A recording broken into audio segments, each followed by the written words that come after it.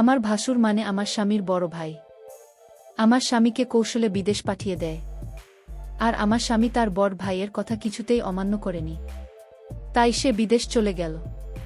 তারপর বাড়িতে আমি আর ভাসুর থাকি। একদিন রাতে ভাসুর বলল, আমার পায়ে খুব ব্যথা করছে, আমায় একটু মেসেজ করে দেবে। ভাসুরের এটা ছিল মিথ্যে অভিনয়। আমি ভাসুরের চিৎকার শুনে আমি তার পায়ে মেসেজ করতে গেলাম। তারপর ভাসুর দরজা লক করে দিল। তারপর আমার সাথে যা ঘটেছিল তা শুনলে তোমাদের মাথা গরম হয়ে যাবে। তাহলে গল্পটা বলি। আমি থাকায় স্বামী শাশুড়ি ভাসুরের সাথে থাকি। আমার স্বামী আর ভাসুর ব্যবসা করে। শাশুড়ি প্রায় অস্ট্রেলিয়ায় থাকতে জানুন আর বড় মেয়ের কাছে। এখন মূল সমস্যাটা বলি। আমার স্বামী আমাকে নিজে পছন্দ করে বিয়ে করতে চেয়েছিল, কিন্তু আমাদের পরিবারের সাথে তাদের আর্থিক অবস্থা মেলে না। আমরা মধ্যবিত্ত, তারা ধনী বলে কেউ রাজি ছিল না। তখন আমার ভাসুর সবাইকে রাজি করান। তবে আমার প্রতি তার অনুরোধ ছিল যে উনার বাচ্চাকে আমি দেখাশোনা করি। ভাসুরের একজন মালয়েশিয়ান ভুল ছিল, সে 1 বছরের বাচ্চাকে রেখে ডিভোর্স করে চলে যায়। বাচ্চাকে তাকে আমি দেখাশোনা করি। বাচ্চাটার বয়স 2 বছর এখন। যাই হোক, মূল ঘটনায় আসি এখন। একদিন দুপুরে বাসায় আমি আর বাচ্চাকে ছিলাম। বাচ্চাকে বিছানায় শুয়ে আমি বাথরুমে গোসল করতে যাই। বাচ্চাকে যেহেতু রুমে একা, তাই ওকে দেখে রাখার জন্য বাথরুমের দরজা খোলা রাখেন। ভাসুর তখন বাইরে আর শাশুড়ি অস্ট্রেলিয়ায়। বরের কাছে বাসার চাবি থাকে। এ সময় দরজায় শব্দ পায় ভাবি বর এসেছে, কারণ চাবিটা ওর কাছেই ছিল। কিন্তু ভাসুরকে দেখে হঠাৎ আমার রুমে ঢুকে পড়তে। বাচ্চাকে তখন কিছুটা কাঁদছিল, তাই মনে হয় বাচ্চার শব্দ এসেছে। এসে ঘনীভূত রুমে ঢুকে পড়ে। আমি অবাক হয়ে গেলাম। কেউ না বলে হঠাৎ এভাবে বাথরুমে ঢুকে পড়ে। আমি তাকে কিছুই বলতে পারিনি। ভাসুর তখন বলেছিল, সরি, আমি জানি না তুমি বাথরুমে ছিলে। এদিনের ঘটনার পর থেকেই ভাসুরের চোখে আমি একটা অন্যরকম দৃষ্টি দেখি। দৃষ্টিটা জানি কেমন, আমার মোটেও ভালো লাগে না। মনে হয় উনি আমার দিকে তাকিয়ে অনেক কিছু ভাবছেন। আমাকে উনি নাম ধরে ডাকতেন, কিন্তু এখন ডাকার ধরনটাও কেমন যেন হয়ে গেছে। এই ঘটনার পর থেকে প্রায় প্রতিদিনই দুপুরে উনি বাসায় চলে আসেন, অথচ আগে প্রয়োজন ছাড়া কখনো আসতেন না। এই সময় আমার বর থাকে প্রতিষ্ঠানের অফিসে। অফিসে কাজ না থাকলেও বরকে কোনো একটা কাজে লাগিয়ে উনি বাসায় থাকেন। শুধু বাসায় থাকলে সমস্যা ছিল না, কিন্তু বাচ্চার কাছে থাকার অজুহাতে উনি আমার ঘরেই পড়ে থাকেন আর অদ্ভুতভাবে তাকান। বাচ্চার জন্য আমিও বেশি দূরে সরতে পারি না। বাচ্চাটা কিছুক্ষণ পর পর আমাকে ডাকে। এ অবস্থা প্রায় 2-2.5 মাস ধরে চলছে। হঠাৎ আমার ভাসুর বলল, আমার স্বামীকে বিদেশ পাঠাবে, ভালো একটা বিষ আছে, তাই বেতনও অনেক ভালো, আর তাই আমার স্বামীও না করেনি। উনি মনে হয় আমার কাছে কিছু একটা চাচ্ছেন। না হলে আমার স্বামীকে বিদেশ পাঠানো কেন? তবে তার চাওয়াটা যে কি সেটা আমি বুঝতে পারছি না।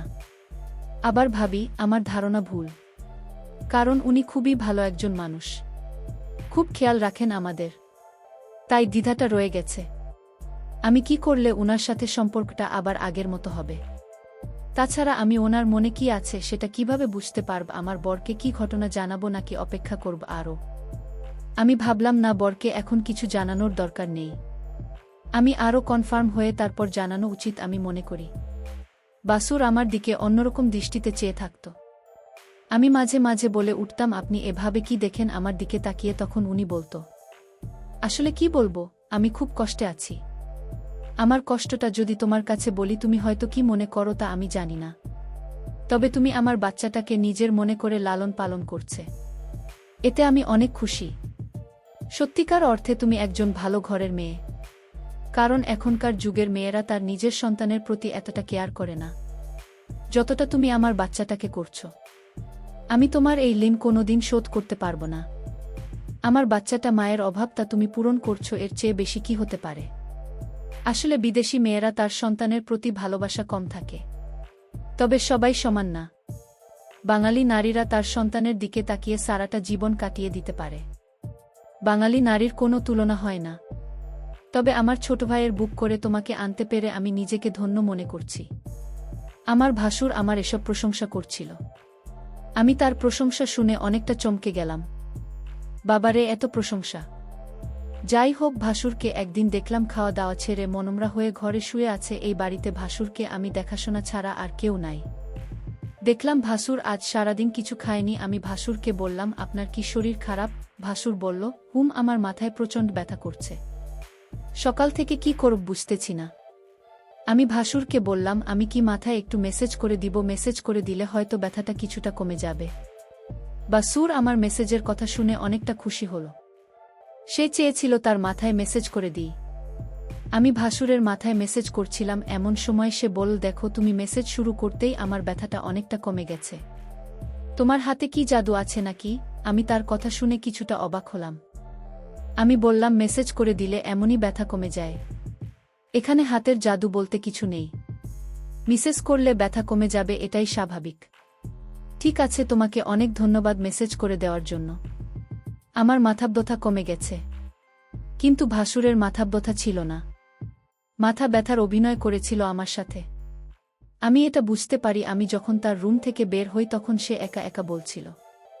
আমি ধীরে ধীরে আমার প্রতি ভালো মন মানসিকতা তৈরি করছি, সেটা আমি বুঝতে পারলাম। ভাসুর কেন আমার সাথে এমন মিথ্যা নাটক করেছিল, তার উদ্দেশ্যটা কি ছিল তা আমার জানা খুব জরুরি ছিল। আমি বাড়িতে আছি, ভাসুরের সন্তান আর আমার ভাসুর। এরপর দিন আবার সেই অভিনয় শুরু করল। সে আস্তে করে চিৎকার করছে আর বলতে লাগলো, আমার মাথা ব্যথা করছে। এখন কি করব? আমি তখন ভাসুরকে বললাম, ডাক্তারের কাছে যান, তাহলে সব ঠিক হয়ে যাবে। রোগ নিয়ে ঘরে বসে থাকলে কি আর চলবে? ভালো হবে। ভাসুর আমার কথা শুনে দেখলাম তার মুখটা অন্ধকার হয়ে গেল। আসলে কি তার মাথা ব্যথা করছে নাকি এসব অভিনয়? আমি তার হাবভাব কিছুই বুঝছি না। আমি ভাসুরকে বললাম, চলুন আজ আপনাকে ডাক্তারের কাছে নিয়ে যাই। ভাসুর বলল, তুমি একটু মেসেজ করে দিলেই তো মাথাব্যথা কমে যায়, তাহলে শুধু শুধু কষ্ট করে কেন ডাক্তারের কাছে যাওয়া লাগবে কেন? আমি ভাসুরের কথা শুনে কিছুটা অবাক হলাম। সে চায় আমি তার মাথায় মেসেজ করে দিই। আসলে সে কি চায় সেটা আমার জানতে হবে। ভাসুরের এমন অভিনয় আমার কাছে ভালো মনে হচ্ছে না।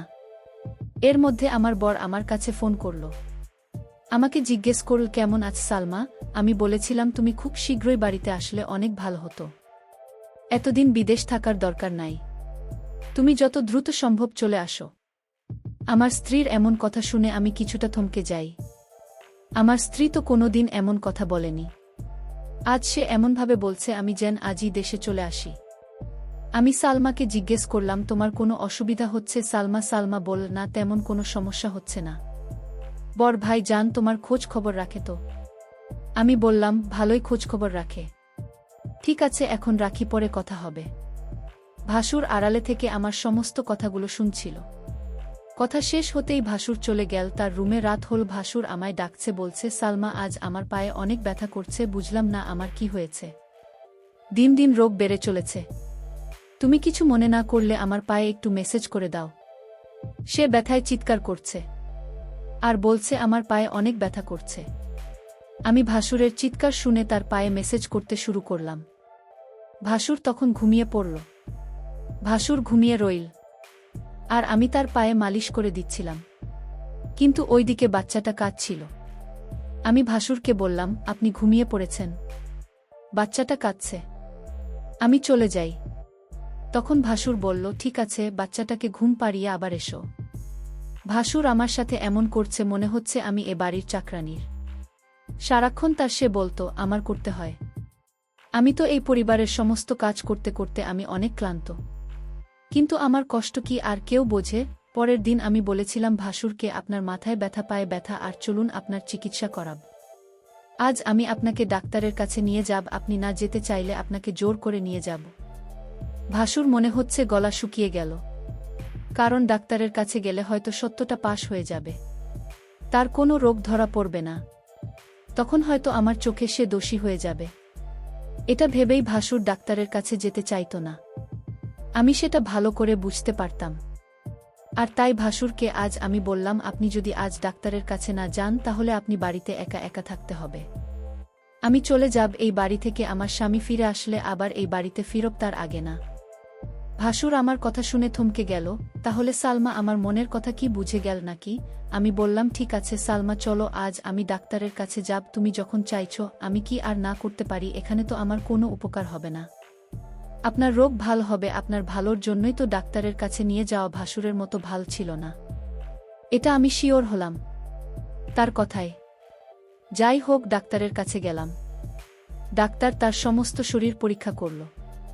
পরীক্ষার রিপোর্টের জন্য অপেক্ষা করতে লাগলাম। ভাসুর আজ অবশ্যই আমার কাছে ধরা পড়বে। ভাসুরের মুখখান দেখলাম শুকিয়ে গেছে। প্রায় 4 ঘন্টা পর রিপোর্ট আসলো। ডাক্তার রিপোর্ট দেখে বলল, আপনার কোনো সমস্যা নাই, আপনি তো ভালো আছেন, আপনার সমস্ত রিপোর্ট ভালো। ডাক্তারের কথা শুনে ভাসুর অনেকটা লজ্জিত হল। আমি ভাসুরকে নিয়ে বাড়িতে ফিরলাম। আমি ভাসুরকে জিজ্ঞেস করলাম, আপনার কোনো রোগ নেই, আপনি রোগের ভান করে কেন আমাকে কষ্ট দিলেন? আপনার উদ্দেশ্যটা কি বলবেন? ভাসুর বলল, আরে অনেক সময় রিপোর্টের সমস্যা ধরা পড়ে না, কিন্তু সালামা বিশ্বাস করো আমার সত্যি পায়ে এবং মাথা ব্যথা করছিল। পরের দিন রাতে ভাসুর আবার চিৎকার শুরু করল, বলতে লাগল, ব্যথায় মরে গেলাম, আমার খুব পায়ে ব্যথা করছে। শুনছো সালমা, তুমি আমার পায়ে একটু মেসেজ করে দাও। আমি তার চিৎকার শুনে কি আর করবা, মেসেজ করতে গেলাম, তার পায়ে মেসেজ করে দিলাম। ভাসুর তখন ঘুমের ভান করে শুয়েছিল। সালমা তার পায়ে ম্যাসাজ করে দিচ্ছিল। ভাসুর বলল, ঠিক আছে, আমার ব্যথা একদম নিরাময় হয়ে গেছে, এখন তুমি যাও, ঘরে গিয়ে ঘুমিয়ে পড়। কিন্তু সালমা দেখিয়ে আমার কথা কিছুই শুনছে না। সে আমার পায়ে ধরে ঘুমিয়ে গেছে। মনে হচ্ছে সে অনেক ক্লান্ত হয়ে গেছে। আমি বিছানা থেকে উঠে বললাম, তুমি এখানে কিভাবে এলে, আর আমার রুমে কেন? এখানে তুমি কি করছো? ভাসুরের এসব কথা শুনে আমার মনে হলো, বাহ, আপনি তো ভালোই বলছেন। ভাসুর বল, যাও তোমার রুমে গিয়ে ঘুমাও। ভাসুরের আজকে বিষয়টা আমি কিছুই বুঝতে পারছিলাম না। রাত শেষে সকাল যখন এল, একজন লোক ডাকতে লাগল, সালমা ম্যাডাম বাড়িতে আছেন? আমি বললাম, আমি সালমা, বলুন কি বলবেন? লোকটি আমার হাতে একটি কাগজ দিয়ে বলল, এটা আপনার স্বামী বাড়ি থেকে পাঠিয়েছে। আমি কান খুলে যা দেখলাম তা দেখে আমার মনে হচ্ছিল আকাশ বুঝি আমার মাথায় ভেঙে পড়ল। এটা ছিল ডিভোর্স লেটার। আমার স্বামী আমাকে বিদেশ থেকে ডিভোর্স দিয়ে দিয়েছে।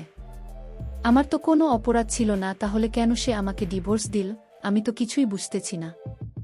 আমি অনেকটা ভেঙে পড়তে লাগলাম, আমার মাথায় কোনো কাজ করছিল না। আমি এটা মেনে নিতে পারছি না। কোনো কারণ ছাড়াই আমাকে ডিভোর্স দিল আমার স্বামী, এটা আমি কিভাবে মেনে নেব? কিন্তু হঠাৎ আমার মধ্যে আমার স্বামী একটা ভিডিও সেন্ড করে পাঠাল। ভিডিওটা দেখে আমার মাথা ঘুরে গেল। ভিডিওটা তো আমি যখন ভাসুরের পায়ে ব্যথা ছিল তখন মেসেজ করেছিলাম, সেই ভিডিও। আমি ভিডিওটা দেখে চমকে গেলাম। আমি ভাসুরের উপকার করলাম, আর ভাসুর কিনা আমার স্বামীকে ভুল ধারণা দিল কেন সে এটা করল। আমি ভাসুরের রুমে গিয়ে ভাসুরকে বললাম, আপনি কি মানুষ না অন্য কিছু? আপনি কিসের জন্য আমার সংসারটা ভেঙে দিলেন একটা মিথ্যা নাটক করে? আমার মতো সহজ সরল ছিল, আমি কিছুটা বুঝতে পারছিলাম, কিন্তু আমি তো আপনাকে বলিনি, কারণ আমি আপনাকে সম্মান করি তাই, আর আপনি সম্মানের এই প্রতিদান দিলেন। ভাসুর তখন 10 লক করে দিল। আমি বললাম, দরজা লক করলেন কেন? সে বলল, একটু পরে সবাই বুঝতে পারবে। ভাসুর তখন আমার পায়ে এসে পড়ল আর বলল, তুমি আমায় ক্ষমা করে দাও। আমি যা করেছি আমার সন্তানের জন্য করেছি। আমি চেয়েছি তুমি আমার সন্তানের জননী হও। আমার সন্তানকে তুমি যেভাবে লালন পালন করেছ এতে আমি অনেক খুশি। আমি চাই তুমি আমার হয়ে সারা জীবন থাকো। আর তাই তো আমি এটা করেছি, নিজের সন্তানের জন্য সকল বাবা মা সব কিছু করতে পারে। আমাকে তুমি ক্ষমা করে দিও। ই